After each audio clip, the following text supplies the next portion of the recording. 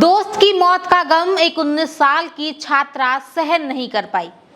दोस्त के अंतिम संस्कार से लौटने के कुछ देर बाद ही उसने फंदा लगाकर अपनी जान दे दी। पुलिस को मौके से एक सुसाइड नोट भी मिला जिसमें छात्रा ने अपनी मां से माफी मांगी है। छात्रा ने माफी मांगते हुए लिखा है कि वो अपने दोस्त के बिना रह नहीं सकती। आखिर क्या है ये पूरा मामला, चलिए आपको विस्तार से बताते हैं। नमस्कार, आप देखना शुरू कर चुके हैं the Khatak digital news channel. दोस्तों, जयपुर से एक बेहद ही भावुक कर देने वाली और दिल दहला देने वाली घटना सामने आई है, जहां एक 19 साल की छात्रा ने अपने दोस्त की मौत के सदमे में आत्महत्या कर ली।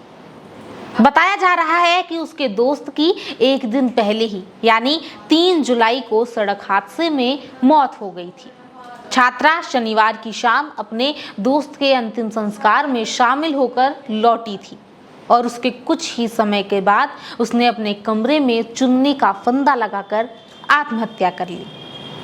जानकारी के मुताबिक हम आपको बताएं कि छात्रा एक गेस्ट हाउस में किराए के कमरे पर रहती थी और शनिवार की शाम करीब 7:30 बजे उसकी एक सहेली उससे मिलने के लिए उसके कमरे पर पहुंचती है।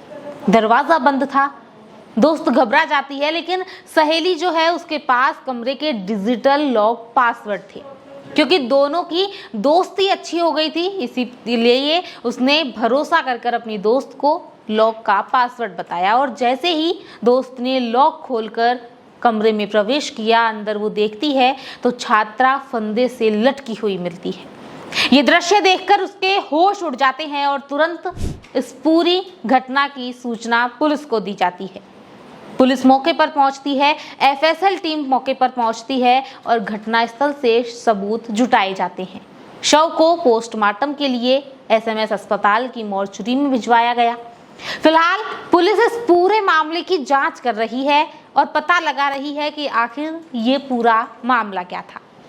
हालांकि हम आपको बताएं कि सूत्रों के अनुसार पुलिस को छात्रा की कॉपी से एक पन्ने का सुसाइड नोट भी मिला है और इस नोट में बड़े अक्षरों में लिखा था कि मम्मी सॉरी, मेरे दोस्त का एक्सीडेंट हो गया है, उसकी मौत हो गई है, मैं उसे बहुत पसंद करती थी और उसके बिना मैं नहीं रह सकती, इसलिए मैं सुसाइड कर रही हूँ, मुझे माफ कर देना।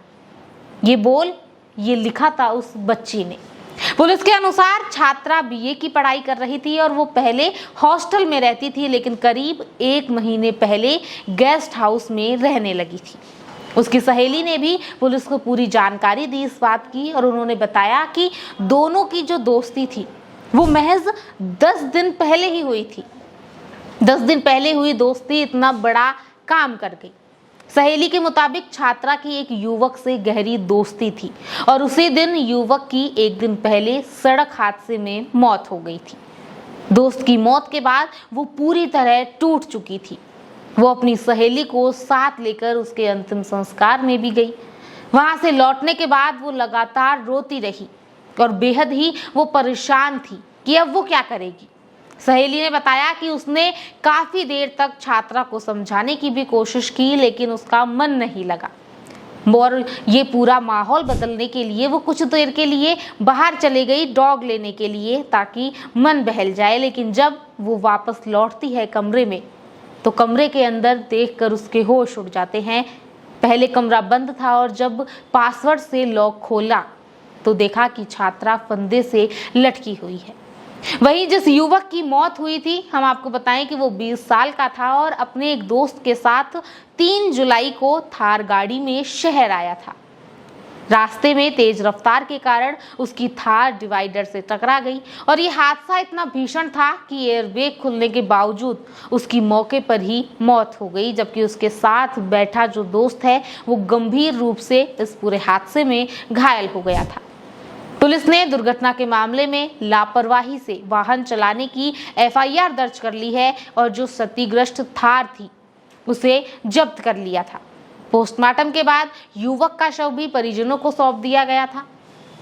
लेकिन दोस्त की अचानक हुई मौत का सदमा वो छात्रा बर्दाश्त नहीं कर सकी और आखिरकार उसने ये कदम उठा लिया कि वो अपनी जीवन लीला को समाप्त कर ले, क्योंकि उसका कहना था कि उसके दोस्त के बिना वो नहीं रह सकती।